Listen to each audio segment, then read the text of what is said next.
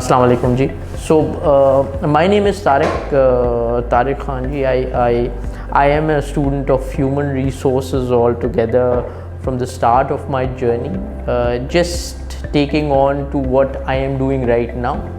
So currently I am the group chief HR officer for one of the most reputed organizations, a 70-year-old organization called Treet Group.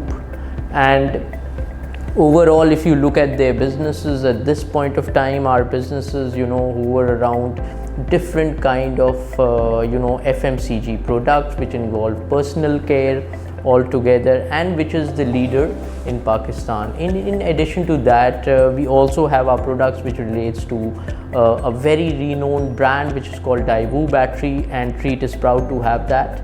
And then Renacon Pharmaceutical, again in a pharmaceutical branch, which is one of the leaders in dialysis products. And then fourthly, we also have our packaging section which is called Paxol, which is again a full blend of manufacturing. Then we have organizations which relates to auto parts manufacturing, which is in Karachi altogether. Then there are other businesses as well. So this is a blend of great products in this organization, and I'm really happy and proud to be associated with such a reputed organization. This is a caring organization, and this organization not only cares for its customers, the major clear path is it cares about its people, and that is why I am here. So I joined this journey around 2.5 years back. If you look at my overall journey as a professional, so it has been now 25 years in human resources. I started my career after completing my master's in human resources from again a multinational manufacturing company called Siemens. Siemens is a very reputed name in engineering, and as time passed and I got into the gears, I worked into different dimensions of HR, starting with talent management. We're talking about organizational development, compensation and benefits. We talk about reorganization, transformation. We talk about industrial relations, So there are all the facets that I was part of in my 25 years journey. Worked in major big organizations, not only in Pakistan but across quite a few countries in the world, which includes Saudi Arabia, includes Dubai, includes Japan, includes all different cities of Pakistan. And then I've been into 3 major positions altogether. When you look at these organizations, one of the largest organizations again that I worked for was Toyota. I was the general manager of human resources. I was heading the HR for one of the largest $1 billion company altogether. And in addition to that, I was also very proud of educational institution, one of the largest educational institutions in Pakistan, which is Beacon House, and I was the director of human resources. And one of the largest population of people that I've handled across the world in that role altogether. So, and then very interestingly, if you look at PepsiCo International, again is one of the areas that I worked for, and it was very interesting. And I was posted in Saudi Arabia, worked with manufacturing altogether. So the journey was very interesting. So this is what I am all about. If you look at from a family perspective, so I'm a father of 2 altogether, and they're studying in school, and practically the one thing that I look forward to as a person is all about caring for people. That's it. So caring for people and managing them in a manner where it's a balance of efficiency and care, that's what it's all about. So one of the major reasons that I chose HR as a field after my education was 2-pronged actually. Firstly, when I got into the time when I had to choose my majors, so at that time I did an internship with one of a very prominent kind of a multinational bank in Pakistan, And there I realized actually, and my realization was all about that how important is the people component in the success of any organization in the world.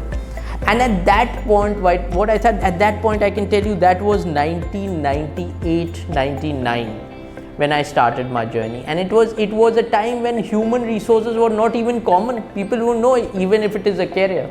But I chose that field as a career. And I can tell you my first job with Siemens was the most interesting job that I could have. And I had a lot of learning from technology to human resource management to talent management. So it was a great learning. So that was the reason, that was the turning point altogether when I chose this career. And I would recommend a lot of children now that they are taking human resources in a field. It is one of the top 10 most successful fields for children who are studying at this point of time, and they can actually go into this field. Overall, if I look at the challenges for any HR professional and I look at the journey, so 20-25 years back the challenges were very different, as there was no technology like a mobile phone technology just started. There was no Facebook, there was no Instagram, there was no Twitter, so information flow was very, very limited altogether.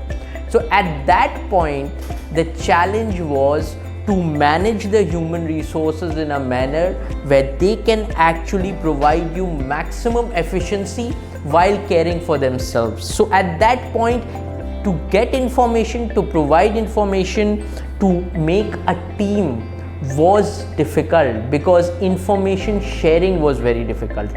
So that was one of the key challenges that I can tell you, that managing the teams all across different parts and facets of the departments in that organization, in any organization that you're working for, was a big challenge. Nowadays, at a click of a button, you can have all the information, so you don't need to actually, reach out. You can actually reach out with a click of a button. So at that point, the challenge was right information sharing, the challenge was getting people together, the challenge was all together making them one of the best individuals across the board in terms of talent management. Today is a Generation Z factor. Very interestingly, I can tell you that one of the things that we are facing altogether is now Gen Z are working with us. Now Gen Alpha is just coming. What has happened is there is a big gap between the millennials and Gen Z. Their thinking is different, their ideologies are different, their method of implementation is different, and the human resources as a department, as a professional, for us, we have to be a bridge between these two. And I can tell you that our children who are now joining the bandwagon as professionals are very intelligent, they're very bright, they know what they're talking about, but it is all about, can they stretch it to a level where they can deliver? And actually senior leaders now expect that they deliver, and that is actually the gap, which is a big challenge. And what we are doing at this point of time is bridging that gap, providing that support altogether through learning and development, through transformation, through organizational development. So a lot of things are happening, and it's a very happening time. Talking about here becoming a generalist or a specialist is a very important question. And a lot of people ask me that whether we should opt for becoming a specialist or a generalist. So in human resources as a field, I can tell you that it's very important for any individual that if an individual starts with recruitment or talent management as a field, and that individual grows, actually, the individual should not stick, or that human resource should not stick with one area. What should happen is they should actually manage their career through actually opting for different areas. So let's take an example for a person who has joined as a fresher in human resource department. What the person should be doing is actually working for 2 to 3 to 4 years into one of the phases, let's say recruitment, then hop on, go towards major area which is talent management, then hop on and then also explore organizational development, then also work on comp and ben. And then one of the things that they can actually really, it's very important, is industrial relations, and they should work upon it, because all the manufacturing concerns across the world, this is one of the important areas, and that is normally ignored, but we cannot ignore it. So I think the answer is very clearly that these are the areas that they have to explore and actually become a generalist, so that they can become a head of HR. That's the major advantage. So what I see is HR as a member is seen as a support function, and normally this support function is not getting into the board altogether. One of the most important things, and now it has started to happen across the world, that the HR heads, the HR directors, the HR leaders, the CHROs are now going into the board, and they are real partners of the CEO, enabling them to be successful, because it's all about people. Everything else, let's say talk about machinery, talk about walls, talk about where we are sitting as an office, does not even matter at this point of time. The only thing that matters is people, and if that is important, then that person has to be on the board of directors, and that person has to enable and bring change as it comes with the CEO. So that is one thing which is very important, and the good news is that it has already started. I can tell you that my organization gives a lot of focus, gives a lot of energy, looks at HR as one of the most important components when we talk about delivering, and we go hand in hand. So the journey has started. We have to take it to the next level. So you have seen that there are a lot of laws which relates to, you saw one of the laws which was a very important law related to harassment policy. You saw code of conduct, which was very, very important. You saw, there are a lot of labor minimum wages law which is there, which is very, very important. One of the laws that is most probably one of the most important thing and is about health. So right now, if I look at people across the industry who are working, there is no health consideration, in terms of if we want to support them. So I can tell you that the government hospitals, the institutions, all that actually support, but the support which is needed is not there. And if there is a law that the health premise of any worker across Pakistan is a prime focus, and all organizations across Pakistan have to abide by that, because we might be one of the few organizations that are actually following that. We take care of our people, we actually go an extra mile to fulfill their health resources, but not all. I can tell you 60 to 70% of organizations in Pakistan are not able to do that. So I think a law can actually directly enable and enhance the lifestyle of people across Pakistan. HR skills, when we talk about it, one of the most important elements, and that is a given. Do not go into HR if you do not think you're confident in, and that is communication. So communication is core, because it's all about internal communication, external communication. You're talking about people, you're always into communication. So we are talking about an effective, efficient communicator. And that's the key skill that you must have. The second thing which is very, very important, and I can be very clear about it, is updating and bringing yourself to the best of practices that are happening across the world, and that can only happen if you keep yourself abreast and are not 20 years behind in that. So that is another skill which is very, very important. And third thing is all about relating. It's all about, giving that competence angle to everything that is being done in the organization. And if that competence angle is provided, as an HR professional, and you also as a skill have that kind of a thing, nobody can stop you. You're one of the good professionals across the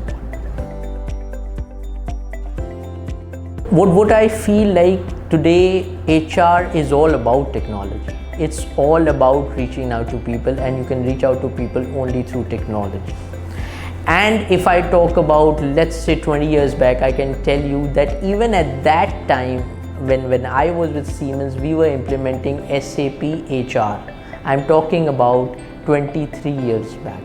So now you can imagine it's a blast of technology. Everything revolves around technology. And what I feel like, whether you're talking about people systems, you're talking about recruitment, you're talking about talent management, you're talking about training, you're talking about separation, you're talking about exit interviews, everything revolves around technology. Because if you have a good system in place, you are efficient, you have a good record keeping, and the thing is that everything around you is documented, which is core for HR. So I think technology is the key now for any professional altogether to make it to the next level. So it's very clear.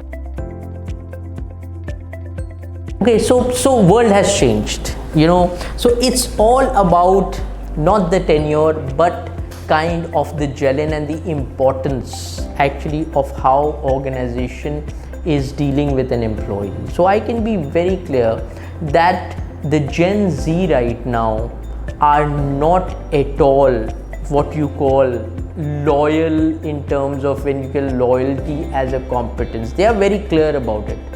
They think that if the employer values you, you will value the employer, and at that point they will stay as long as you keep on valuing them. And from a value perspective, it's not only about money. It's about how you train them, how you develop them, how you provide them with opportunities. That's what it is. So from a tenure perspective, I can tell you on a general note what's happening these days, that the young kids are hovering about 2 years, 3 years in an organization. But a good practice is what I feel very clearly, that a good professional, mid-tier to senior tier, they should at least hover around 5 to 6 years in an organization and provide that kind of a landscape to an organization where delivery is possible. And after that, if that individual is valued and that individual is not saturated, then I'm very clear that that person should continue. So a long-term stay is a key to the success of the organization and the individual. And I can pretty proudly say that our organization has actually a turnover of approximately 0%. So we do not have turnover, and the reason is that we take care of our people. So one of the things that I always have recommended to universities, colleges, schools, and this is a very pertinent question, because these children after 4 years of graduation would be coming into the industry, and there is a big gap, and the big gap is because there is a disconnect between the industry and the academia. What is happening? I'll give you a perfect example of a very recent thing that happened to us. So we were hiring from UET, one of the best universities of engineering in Pakistan. The best students, they are on merit, very good. There is absolutely no problem. Where the problem starts is they are only into a theory zone. The practical zone is non-existent. They have not been trained. So one of the things that is very important is training built into all the universities to get them geared into practical domain. And how that can happen? That can only happen through a consistent and structured university license program. And this university license program has to be mandatory for all the universities, talking about business, talking about engineering, talking about computer sciences. And if that happens and there is a structured university license program inbuilt, I think we will cover this gap altogether. Very interestingly, it is so true that nowadays we are living in an information technology age altogether. चाहे मैं HR professional हूँ, अगर मैं IT pro नहीं होनी चाहिए तो मैं फेलियर हूँ altogether. So we are in the age of information altogether. So it is so important that these certifications, which are one of, I can tell you certifications in HR which is CIPD, which is one of the known certifications, and lot of children are going for that certification. Information technology में आज आप अगर देखें तो लोग degrees नहीं कर रहे, वो CCNA की अपनी सर्टिफिकेशन कर रहे हैं, वो माइक्रोसॉफ्ट की सर्टिफिकेशंस कर रहे हैं, and they are into good jobs all together. So the balance is do your good bachelors and with your undergrad you do very good certifications, and do not only bank on your undergraduate studies, because that will not end you into a great job. These certifications are the key to success altogether. I can give you a very interesting example of not IT but a finance professional. So one of these days I was meeting an individual, interviewing for one of my positions. So that person said that I did my chartered accountancy very good, and I was doing my job with a very good organization, and I did a certification called CIA, Certified Internal Auditor. This is an international certification that gentleman did, and he landed up in one of the positions in Vienna, from Pakistan, with the highest salary that any chartered accountant can even think about. So we are talking about in an era of certifications, which is too important, and we should all focus and guide our children to look at that actually. Okay, very interestingly, I can tell you that after 25 years, it's very natural for me to spend the day in a manner, because there are so many things as a priority that I can think about.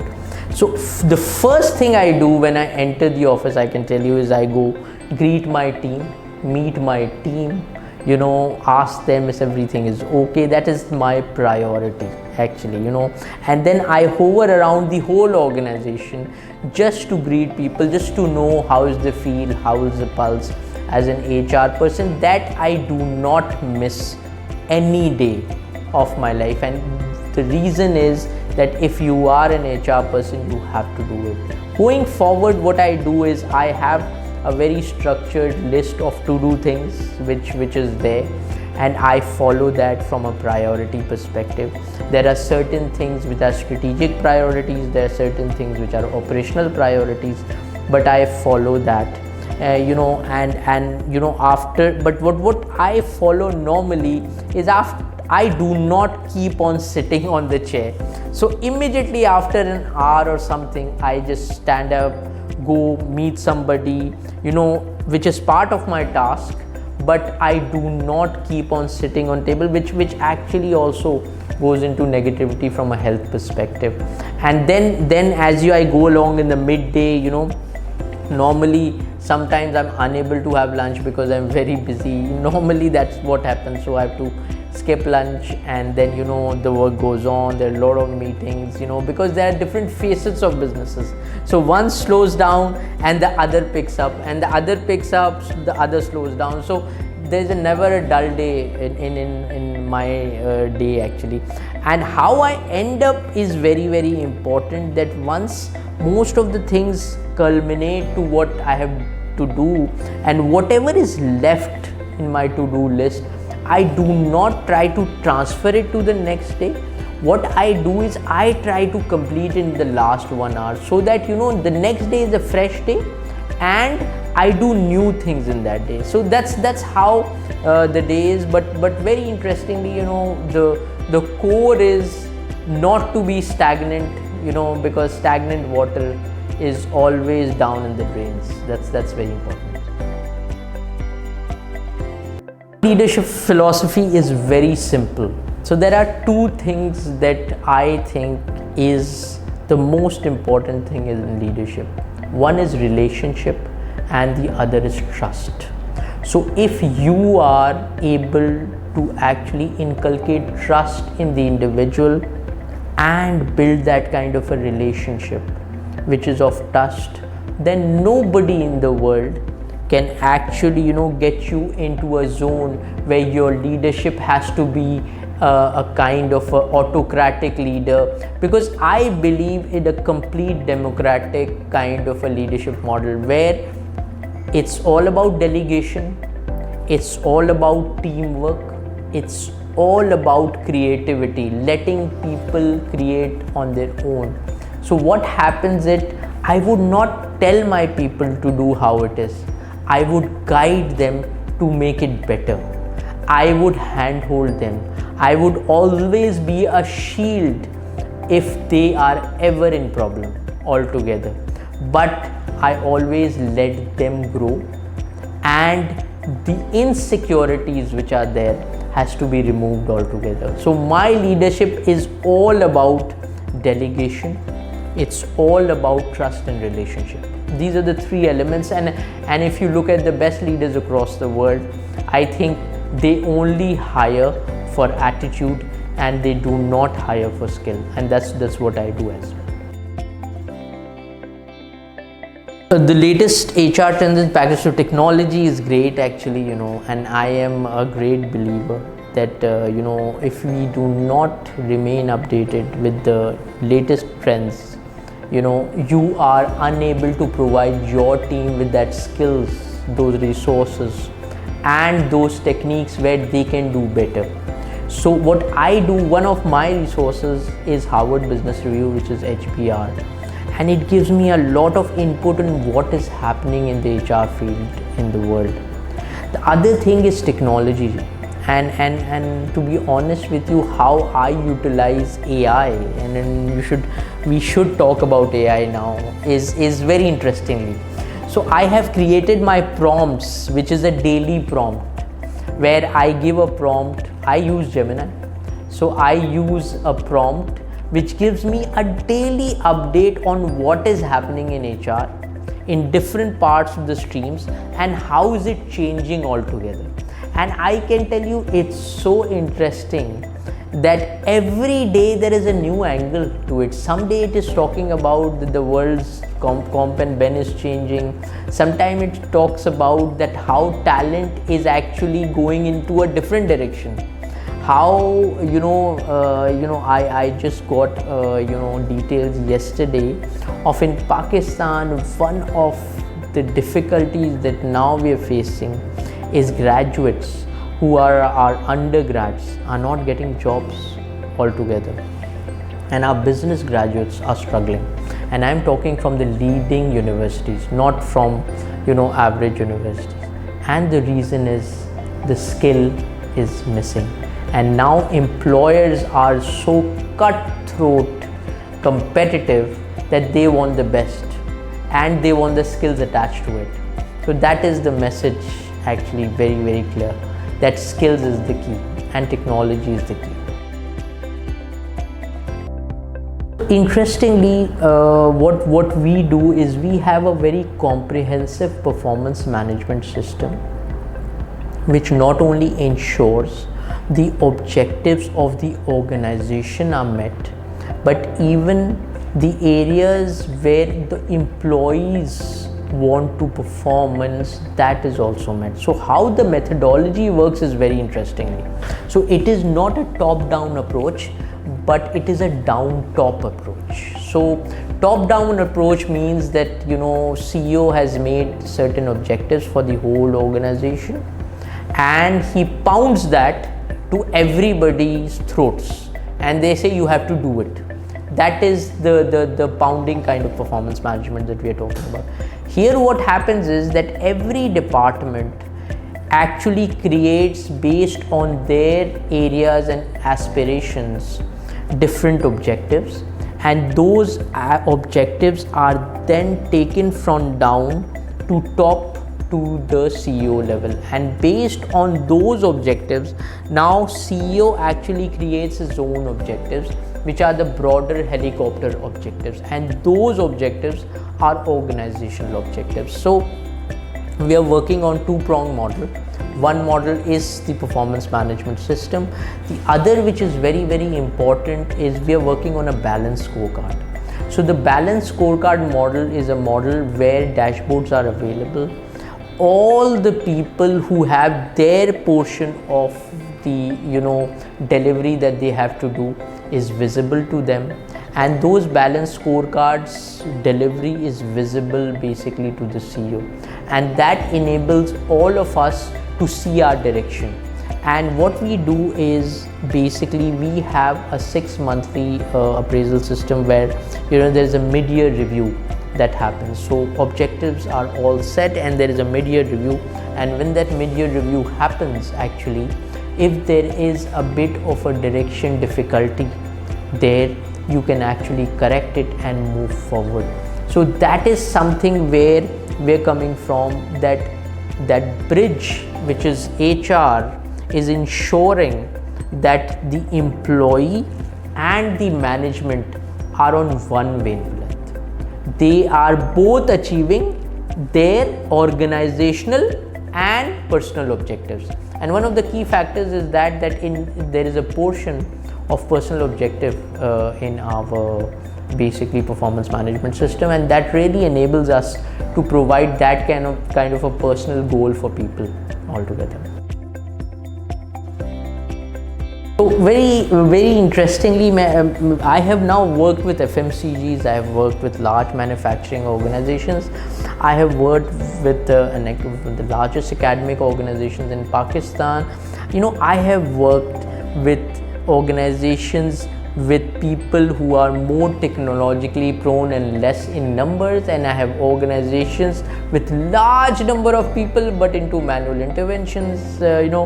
Worked in auto industry, one of the largest auto industries in Pakistan. I can tell you that HR does not change anywhere. That's the inside story. The inside story is what changes are the methodologies, what changes are the processes, what changes are the systems according to their industry. So the HR professional has to actually change themselves based on the industry they are working. So first take that knowledge of that industry and then go on the path towards implementing all those best practices which are best. So I want to give you one of the good examples. So one of the examples was that when I was with PepsiCo, we had a system of assessment centers for recruitment. So assessment center is a full day where children come in who are undergrads, passed out, and you hire them, and they go through batteries of assessments altogether in that whole day. The day starts at 9 a.m. ends at 5 p.m. and a different kind of exercises you go through. Okay, when I left PepsiCo, I joined Toyota. Toyota is a very different organization. So Toyota is a Japanese organization, while PepsiCo is a core American, very open organization. I implemented the assessment center model in Toyota, and I can tell you that from 2007, I left them in 2017, and I can tell you that till today that assessment center is there and it is successful, and everything they have structured it in a better manner. So that's what it is. So it's not industry, it's about how you implement things. So all are similar actually. It's all about how you implement that system. So one of the things that I can tell you is I am very happy to see that now major universities, not only in Pakistan but across the world, are offering majors in human resources, which was non-existent last 5 years, I can tell you. So it is so exciting now that new graduates, which we call Generation Beta and Generation Alpha, will be studying HR as their majors actually, and coming into the field with lot of technology drive that they would have backing. That is where the change has to happen, and I can tell you that the systems, which are great systems across the board, and we are using those systems, I see the benefit in my organization. One of the systems that we started using was a system which is a broad-based ERP type of a system called FlowHCM. That has really helped, and I can tell you one of the differences. So one of the employees met me that day, and he said that interestingly, I always had to come and do a thumb impression or a retina impression physically onto these machines. I had to wait some time and all those stuff. So interestingly, now with the new system, they just have to log in and put their attendance if they are in the geophysical state. So you can imagine that is such a great thing. This is not a small thing we are talking about. We are a large organization across Pakistan. So we are talking about a change, a cultural change that has come in, and that's all about technology. That's all about how we are changing. And I can rest assured that we have implemented an expense management system from FlowHCM, and that is giving us immense flexibility. Now finance is under pressure to pay on time, because everything works on time actually, and everything is processed on time. So it's so interesting for HR to implement these technological good practices, that if they do not do it, they are behind. So I'm very excited on the future of HR and how HR and technology gets together on the bandwagon and reaches to an area where actually HR is technology and technology is HR.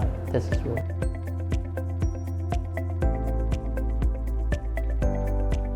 Okay, very interestingly, so I have been in one of the largest educational institutions in Pakistan, and I've been the director HR for that institution, and I can tell you there were around 20,000 plus people working for that organization. So overall, the private institutions are actually working really hard to enhance the quality of education for children in schools, for children in colleges and universities, and we are not at all far from one of the best universities in the world. So I can name a few if you want. Those are competing with the best in the world. So you can talk about LUMS as an institution, you can talk about GIK as an institution, you can talk about FAST as an institution. These are institutions which are competing across the world, and they are in the rankings of the top 300, the top 200, the top 500s in the world. So if they are there, so our education sector is really actually enabling our people. Our difficulty is in the schooling sector, and lot of our children, and the bad luck is 23% of our children are not going to schools, and that is what we have to do as citizens, that enable those children to go to school, study and enhance our literacy. So one of the key things as professionals that we should do is contribute to that change. So if you talk about metrics and we are talking about performance measures, so altogether there are functional performance measures that are there always, and there are dashboards which we actually have implemented, and that dashboard not only gives the performance as a parameter for us, that also gives a performance for the organization. So I can be very clear that if HR is not performing, organization can't perform. Example is that if my turnover hovers around 15%, 17%, 20%, do you think that I am not able to actually retain my talent? The organization is bleeding altogether. And when the organization is bleeding, it is not delivering. The same case is when my pay structures are not in line with the market, when my pay structures are somewhere in the middle or in the matrix which we talk about as a low line percentile, it's all about difficulty. Because to be honest with you, I will always have average employees. I'll always be not able to retain my employees. There'll be high turnover. So it's all about at all the levels. So I can talk about the junior level, which is a fresher level, and a mid-tier level. All of them have their very structured performance measures in our system, and that is monitored. And that is monitored on a weekly basis, on a monthly basis. There is a clear dashboard in our department, and that is visualized by everybody. So that's not a secret. It's for everybody to visualize and see their performance and self-reflect. So very interesting, to be honest with you, always there is no win-win, to be honest with you. There are a lot of failures that every professional who has reached to this journey has carried with them. And failure is not always bad. Failure is good because it teaches you a lesson on how to move forward in future. And as a professional, I can tell you that there has been a lot of areas where it was an initiative which was taken, and I can tell you one of the examples was our transformation journey that we started from an organizational development model, and we started that journey. There was a complete transformation angle that had to happen. Interestingly, when we started that journey, there was a stumbling stone, and the stumbling stone was people were not aligned because they were there from ages. So I'm talking about an organization which was in Saudi Arabia, and it was a manufacturing organization, one of the largest organizations in the world, Pepsi. And it is very interesting for me because they were not ready to change, and the organizational direction was to change altogether. Now the interesting part was that there were stumbling stones, which you can call it failures at some point of time, but actually that gave us that energy to move forward, and then move forward in more stronger direction and change that direction. And I can tell you that stumbling stone or that kind of a failure gave us more like an impetus to do better. And in just 1.5 years, we actually were able to transform and implement those things which did not get implemented, in the last 25 years in that organization. It's a large organization we are talking about. We're talking about manufacturing, we are talking about sales, we are talking about marketing, we're talking about human resources, supply chain, finance. Everything was changed. So that's the interesting part. You get failure, you come over it, and you come more stronger. That's what is important for any professional actually. One of the key drivers after my 25 years of humble experience that I can tell you, if you want to be successful, one of the things, please throw away your ego. Trash that. Do not get ego in the way of your career. Number one. Number two, there is no shortcut to hard work. Very clearly. So be very clear. You have to work hard to be successful. And the third thing is, never lose the focus of ethics in your life, because that is the key. If you go towards these three things, you're always successful as a professional, as an individual. Thank you very much.